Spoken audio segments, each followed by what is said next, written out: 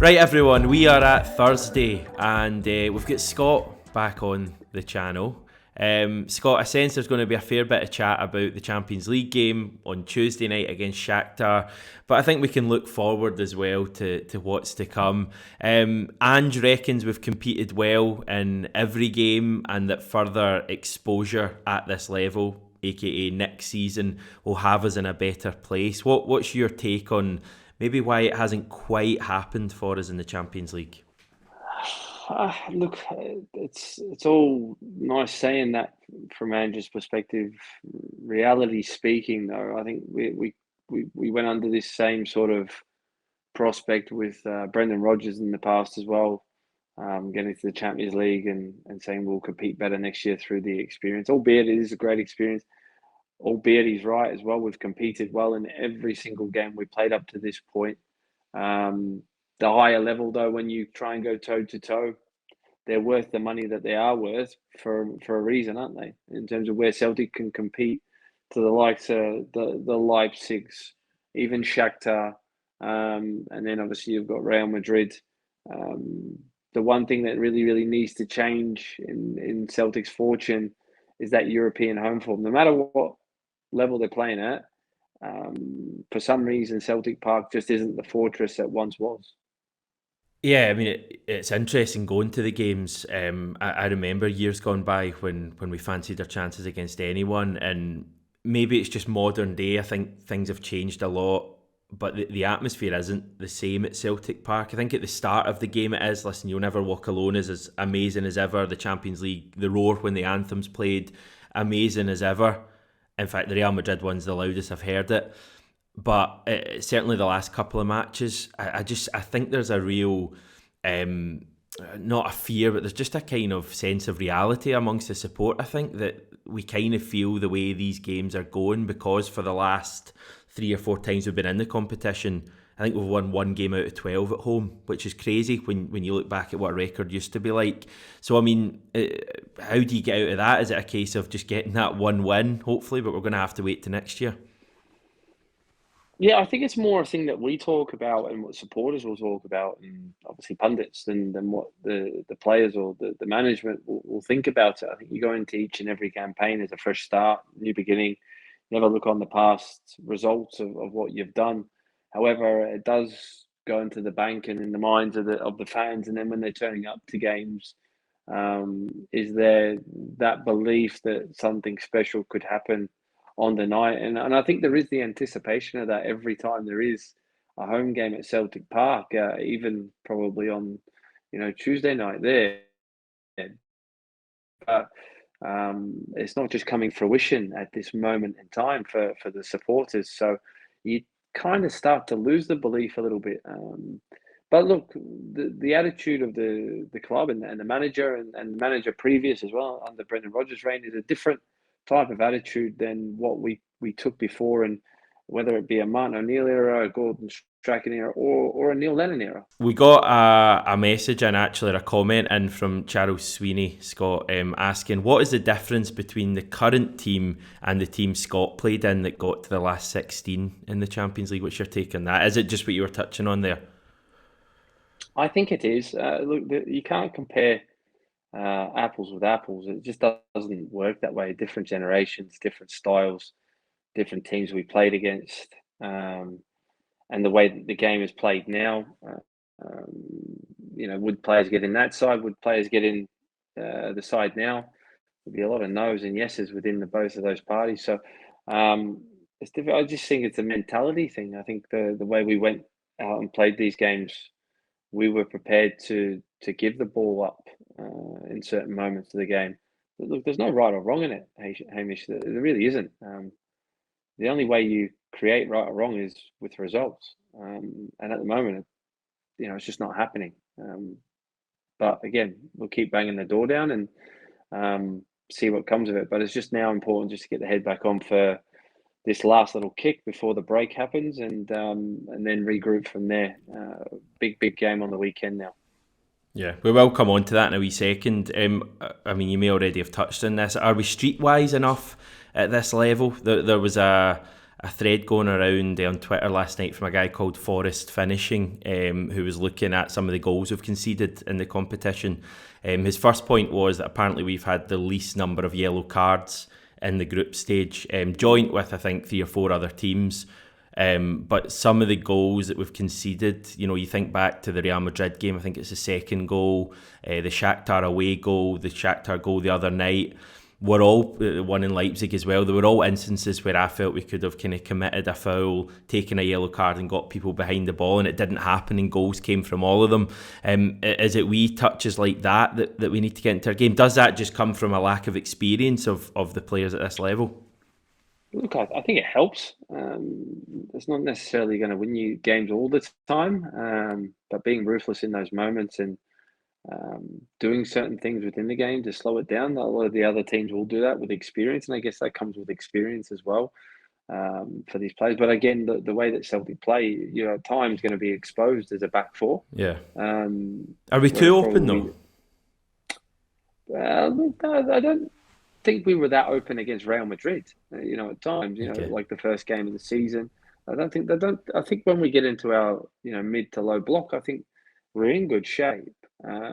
There's just been key moments where, particularly between fullback and centre back areas, has been very vulnerable within this campaign. And when you're playing against higher level caliber clubs, we got caught in the counter attack quite a few occasions the other night, but obviously chasing the game at that point. But there's been times like that where we have been very open on the counter attack because of how many bodies we do throw forward. Um, and that's always the worry when you play against a higher caliber player, that one, they've got pace, and two, that they're technically very, very good and they've got quality to finish. And that's what you're up against. And for what it might take in the Scottish Premier League to punish Celtic, it's might take 3 chances. It only takes one at this level, and you're totally behind the 8 ball straight away. And that's been proven at times. But again, we've had chances. It's not like we're not Yeah. creating chances, and we've been outplayed in games. So it's just the results that count, though, isn't it? But again, I'd like to think that the way that we're playing compared to over across the road, we've still gave ourselves a very, very good chance within the games. Could they say the same? So that's the argument, isn't it? If we set up a certain way, is that going to make us any better? However, the way we are setting up, that the players are going to improve through that process rather than playing negative football, which just isn't in Ange's DNA. He's never going to do that anyway. So it's going to be onwards and upwards from here. Yeah. It's same as before. We keep going forward. We keep going forward. We keep pushing forward. We want more, and that will be his way, and he won't change what he is, not for no one. Yeah, I guess when you look at the other pot 4 teams, the majority of them have struggled. I mean, this isn't just a unique case. I mean, as you say, across the city, no points. I think Victoria, Pilsen have no points. So, I mean, these teams do tend to struggle. Just to kind of finish this off in a positive mindset, because I sense that's how people are feeling generally. I think after the game on Tuesday there was a fair bit of frustration, but I sense now that people are looking at the last 5 games and are seeing the positives. We've been in every game. I mean, you look at half time in every game. The first half we've been in every game. It's been 50-50 effectively every match. I sense we're not miles away, but equally there's a bit of work to be done. Maybe a few key players brought in key positions, maybe a bit of maturity in some of the younger players or inexperienced players at this level. And then do you think it's doable? I mean, the plan that Ange has could work at this level. Have you seen enough to suggest that? Yeah, I think so. I think it boils down to all the crap stuff, though. All the good stuff is there from Celtic and how they play, and it's the crap stuff that you're talking about. Can you defend resolutely for 90 plus minutes? Can you be horrible in your own box? You need a little bit of luck, but it takes every single player to have almost a 9 out of 10 performance. You can't carry anyone in these games. One of the victories in one of the games against Shakhtar would have given us a real shot at getting third on match day 6 as well. So it's the fine margins as much as you look at the table and we're sitting kind of adrift on 2 points. It has been a campaign of close kind of margins having their say. Real Madrid, how are you feeling about that now? It's a dead rubber, obviously for us. They still need to win to be confirmed top spot. As a guy who spent 5-6 hours earlier this morning trying to sort out tickets, eventually got there, but it's an absolute nightmare. Real Madrid have blocked off all British and Irish cards, I think, so you had to find other ways of getting them. But wow. I think Celtic fans are going to go over and enjoy themselves. But in terms of the match itself, what are you looking for from that game? Look, I think Celtic will put a performance on in this game. There's no pressure, obviously. It's going to be an open game. I think Real Madrid are going to come out as they always do. And when there's no pressure, that you could surprise them. I think we've seen enough of Real Madrid, and it is Real Madrid, albeit, but they're not the team that they once were for me. Even watching them, at Celtic Park, the likes of Rodrigo and Vinicius Junior are the biggest threats if they play on the night like they were at Celtic Park. They give them the real injection of pace that they need. The likes of that midfield, it's majestic, but they don't press you. They don't press you at the intensity levels that a Leipzig or a Shakhtar are going to do that because of the quality of player they got in there. They've got to give and take a little bit. So that will allow Celtic to play. They'll get opportunity to play at the Bernabeu as well. And look, I think it's a free hit, isn't it? So I think everyone's going to go and enjoy the occasion for what it is, fans and players. And if they can finish on a real high note and get a result over there, that would be a really nice way to finish it. Yeah, looking forward to it. Before then, we've got Livingston on Sunday. It's slightly less glamorous, but arguably, certainly more important in terms of the season. Any issues with the team now settling back down and winning games domestically? Is that likely to be a challenge for them at all? Look, it always is a challenge against Livingston. Livingston got a very positive result last week, didn't they? Should have won against Rangers. So, yeah. So, and years gone by, apart from obviously last season, Ange turning that, this ain't an easy place for anyone to go, particularly for Celtic. So, I'm a little bit concerned. I've got to say, it's one of those ones. You get out there unscathed with 3 points, and no matter what the performance is, I couldn't care less. It's just this one's always the one you mark on your card of right. This is a league turner. You win here. Not a lot of people are going to win here. So I need Jota fit. Hopefully he can be fit. Is he going to be back? Well, he's going to be back, but are you going to start him after a few weeks out on a plastic pitch? I personally don't see it. No, probably not.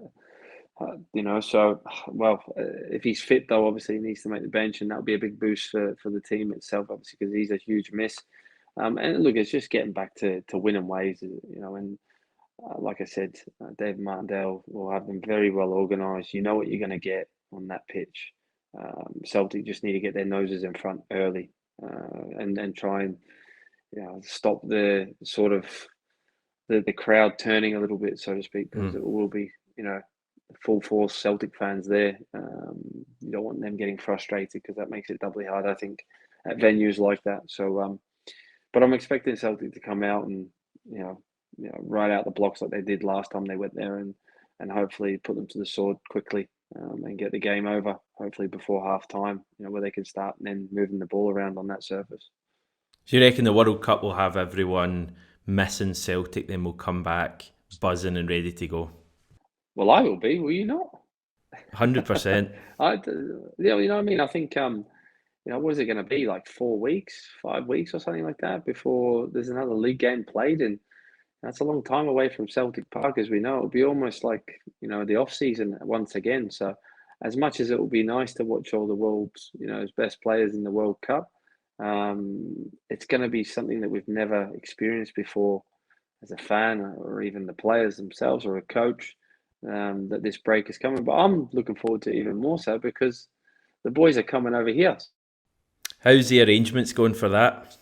They seem to be going really, really well. Obviously, the A-League's up and running now. The new stadium, the Sydney Football Stadium, is looking absolutely magnificent. That's where they'll play Sydney FC. I was there last week, Hamish. It's a wonderful arena. And then they'll go to a core stadium, which was the previous Olympic Stadium in Sydney 2000, which has been all renovated. They'll play Everton at that one as well. It's capacity of 80-odd thousand.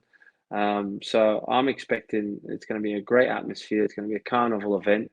And lots happening, and I'm really looking forward to obviously get my teeth into it and hopefully go and watch Ange and Celtic train and get in around it and see a few familiar faces as well as a few Aussie ones as well, Yeah. Hamish. But it's it's going to be great for everyone here. I'm super excited about it. And I want to mention obviously to the Sydney Celtic Supporters Club as well, just mention who had their 40-year anniversary over the weekend, and I was invited to the event. It was a wonderful night. Paul McStay was there, and William Wallace was there as well, and Alan Thompson were all at the event as well. So the boys put on a great show, and thank you very much for the hospitality. And here's to another 40. Fantastic. Well, that's a nice way to finish off. Excellent. I love how there's just supporters club all around the world who tune in and watch Celtic games and kind of get on with their business without people sometimes realising. So perfect way to finish. Scott, thanks once again. We'll catch up with you next week at some stage. We'll need to work out arrangements for that, but we'll be chatting a wee bit about Real Madrid, I guess, which is always a fun thing to do, even though it's a kind of dead rubber as far as we're concerned. Thanks everyone for tuning in to this one, and we will speak to you tomorrow.